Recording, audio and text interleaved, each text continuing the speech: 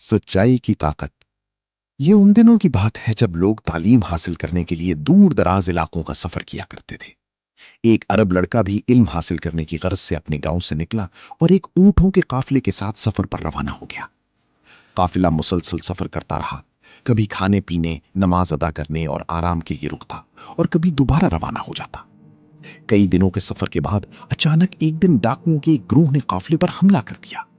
हिफाजत पर मामूर कई लोग जख्मी हो गए, जिसकी वजह से काफिला रुकने पर मजबूर हो गया। डाकुओं ने काफिले वालों का कीमती सामान लूटना शुरू कर दिया। वो हर शख्स की तलाशी लेते और उससे दौलत और कीमती अशिया छीन लेते। इसी दौरान एक डाकू की नजर उस लड़के पर पड़ी।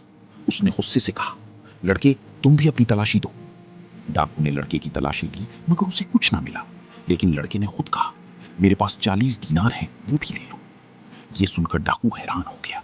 उसने दोबारा तलाशी ली, मगर फिर भी कुछ ना मिला।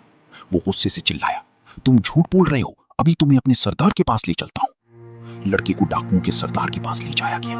वहां भी उसकी तलाशी ली गई, मगर कुछ बरामद ना हुआ।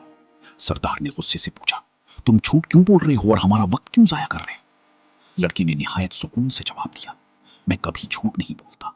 मेरी वालदा ने मुझे नसीहत की है कि जिंदगी में कभी झूठ ना बोलना।